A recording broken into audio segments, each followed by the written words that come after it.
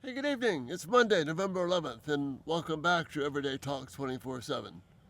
It's a new week, new opportunity to think about the wonderful things of God. It's also Veterans Day. I'm talking about gratitude today, so we need to be thankful for those people who have, like my dad, like others, who decided that there was something more important in life than just what they were about. And so grateful for our veterans for that. But between now and Thanksgiving Day, I want us to get a new handle on what it means to give thanks. You see, Thanksgiving is not about our circumstances. It's about the reality that we have because of Christ, because of God's faithfulness. Circumstances are a part of that, but that's not the basis of our ability to give thanks. It's much deeper than that. Familiar Psalm, Psalm 100. I've looked at it last week. We're going to look at that extensively in other passages in the days to come. Because Thanksgiving is one of the things that's supposed to mark us as people who follow Christ. It shapes our parenting. It shapes our worldview. It shapes how we interact with other people. It determines whether or not our lives are attractive to those who need to hear the gospel. So listen to what the psalmist says, Psalm 100. Shout with joy to the Lord, all the earth. Worship the Lord with gladness. Come before him, singing with joy. Acknowledge that the Lord is God. He made us, and we are his. We are his people, the sheep of his pasture. And then verse 4, enter into his gates with thanksgiving, and into his courts with praise. That means when we're walking into the presence of God, which is always everywhere, we need to have thankful hearts. Give thanks to him and praise his name. The psalmist is reiterating that. For the Lord is good. His unfailing love continues forever. His unfailing love continues forever. And his faithfulness continues to each generation. You see, what we read here in this psalm is very little to do with my day-to-day personal circumstance. Rather, what is written here, this is a psalm of worship. It was commanded by God, given to the people of Israel to sing regularly. There are only 150 psalms, and for almost 1,000 years, these psalms were to guide them and direct them.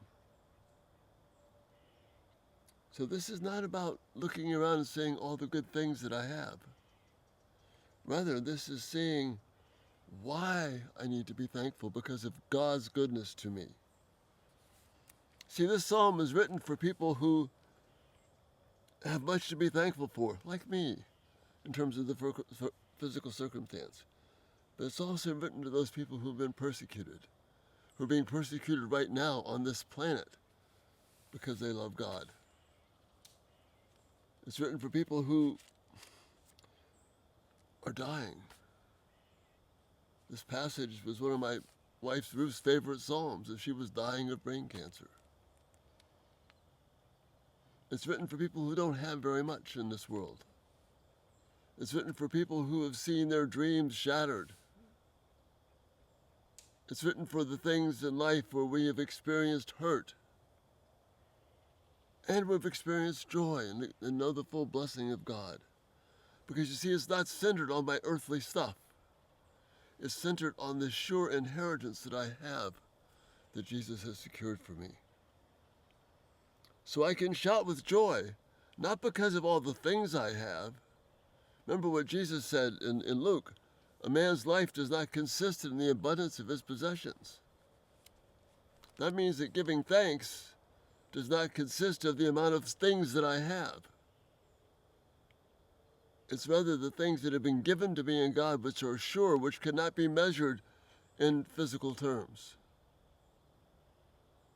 but measured in the reality of the faithfulness of God.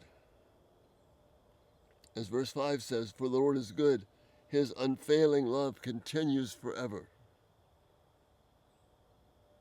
And his faithfulness continues, endures to each generation. See, that's the essence of gratitude. We need to start each day, what do I have that is sure? That becomes the basis of my gratitude. And then all the things that happen to me, good or bad, they flow into a heart that is already grateful. I'd like you to encourage you to read this psalm and memorize it with me in these next few days. I'm reading out of the New Living Translation, but really, so many translations are excellent. Memorize it in your favorite translation. And so we can say these things together. Shout with joy to the Lord, all the earth. Worship the Lord with gladness.